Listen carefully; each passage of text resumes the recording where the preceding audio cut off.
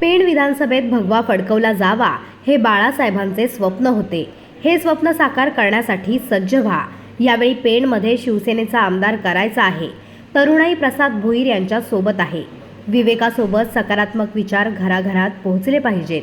पक्षप्रमुखांनी टाकलेला विश्वास सार्थ ठरवून उद्धव साहेबांना मुख्यमंत्री करायचे आहे. महाविकास आघाडीचे नेतृत्व उद्धव ठाकरे यांच्याकडे आहे. यासाठी जास्तीत जास्त आमदार निवडून आले पाहिजेत. त्यासाठी पेण मतदारसंघातील आमदार प्रसाद भोईर यांच्या रूपाने पाठवण्यासाठी सज्ज व्हा, असे आवाहन माजी केंद्रीय मंत्री अनंत गीते यांनी पेण येथील कार्यकर्ता आढावा बैठकीत मार्गदर्शन करताना केलंय. तसेच यावेळी जनतेच्या जिव्हाळ्याचे प्रश्न सोडवण्यासाठी प्रयत्न करणार. गेल्या 6 महिन्यांपासून पेण मतदारसंघातील गावोगावी भेट देऊन लोकांपर्यंत पोहोचलो आहे.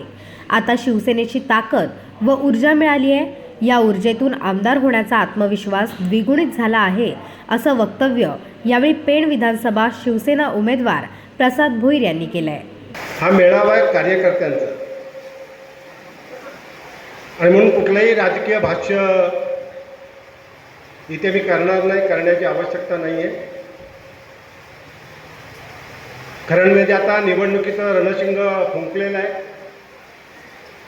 निवडणूक म्हटली म्हणजे लढाई, आणि म्हणून ही लढाई आहे आणि ही लढाई आपल्याला लढायची आहे. आणि केवळ लढायची नाही, ही लढाई आपण लढणार आहोत आणि ही लढाई आपण जिंकणार आहोत. जिंकणार की नाही? मग जरा दोन्ही हात वर करा. मोठी आवळा दोन्ही हात. जरा मीडियाला सांगतो, पहिल्या दिवशी कार्यकर्ता मेळाव्याचा मध्ये अगदी कोलाडच्या नाक्यापासून, अगदी नांदगाव पट्ट्यापासून, इकडे परळी भागापासून आणि अगदी आपल्या खारेपाड भागापर्यंत अगदी दिवस रात्र पायाला बिंगरी लावून फिरलो. बरेच जणांच्या जेव्हा माझ्या या फिरण्याचा अर्थ सगळ्यांना कळायला लागला, तेव्हा बरेच जणांनी टिंगल टवाळी पण चालू केली की अरे 2 ताकदी एकत्र आहेत आणि त्याच्या सोबतीला अजून एक तिसरी ताकद आहे, जोडली गेलेली आहे. आणि हा एकच व्यक्ती की ज्याने आजपर्यंत आयुष्यामध्ये कोणतीही निवडणूक लढवलेली नाहीये आणि एवढ्या मोठ्या ताकदीविरुद्ध हा लढायला निघालाय. हा कसा काय कुठपर्यंत पोहोचू शकतो? आणि त्यामुळे वेगवेगळे आकडेवारी सुरू झाली की अगदी सुरुवातीला म्हटलं गेलं की कासू भागात काम करतो, बऱ्यापैकी तरुणांमध्ये थोडंसं क्रेज आहे, तरुण मंडळींना थोडंसं याच्याबद्दल आकर्षण आहे, त्याच्यामुळे कुठेतरी एक 7-8 हजाराचा टप्पा गाठेल इथपासून ती मोजमाप सुरुवात झाली. मग जसं जसं कळायला लागलं की या मतदारसंघामध्ये एक नवीन चेहरा, एक तिसरा पर्याय म्हणून उभा राहतोय आणि मग तो जसा जसा लोकांचं प्रेम वाढत गेलं, लोकांचा पाठिंबा वाढत गेला, तसतसा तो आकडा, विरोधकांचा आकडा सांगतोय मी, की तो आकडा वाढत गेला. तो आकडा 30-35 हजारापर्यंत गेला. आणि मग जसं म्हटलं की या मतदारसंघाला साहेब बदल तर 100% पाहिजे होता. जनता पूर्णपणे कंटाळली होती.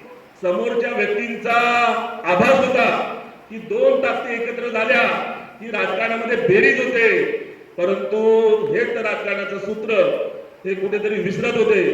सर्वसामान्यांमध्ये चीड होती, सर्वसामान्यांमध्ये राग होता. हा फक्त एक पर्याय दिसत नव्हता, म्हणून सर्वसामान्य शांत होते.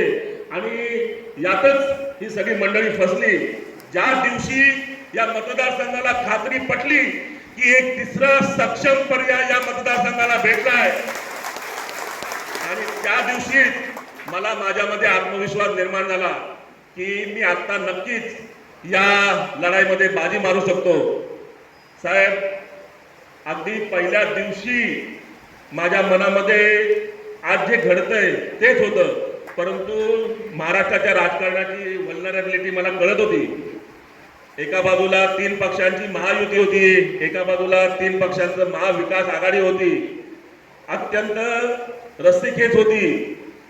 कोणाला, कुठल्या घटक पक्षाला कुठली सीट सुटणार आहे याचं कोडं शेवटच्या दिवसापर्यंत सुटणार नाही याची मला पहिल्या दिवसापासून खात्री होती. म्हणून ज्या दिशेने चाललो होतो ते मनातच, फक्त माझ्या एकट्याच्या मनात होतं की मला कुठे पोहोचायचं आहे. परंतु मला कुठेतरी स्वतःला ब्लॉक करून घ्यायचं नव्हतं, कारण त्याकरिता मला पहिले माझा एक जनमत कमवायचं होतं, माझा एक जे फाउंडेशन म्हणतात ते कमवायचं होतं. आणि मला माहिती होतं की ज्या दिवशी मला निर्णय घ्यायचा आहे आणि ज्या दिवशी या मतदारसंघाकरिता उमेदवारी जाहीर होणार आहे, त्या दिवशी एक जी मोठी संघटना आहे की या मतदारसंघामध्ये त्याची मोठी ताकद आहे आणि एक लढवय्या फौज अशा संघटनेसोबत आहे, ती जेव्हा माझ्यासोबत जोडली जाईल त्याच दिवशी माझा विजय नक्की होईल. हे अगदी पहिल्या दिवशी मला माहिती होतं. आणि जसं भाईंनी म्हटलं की हे सगळे शुभ संकेत अगदी मिळत गेले, प्रत्येक पत्ते अगदी परफेक्ट पडत गेले आणि ते मला देखील जाणवत होतं.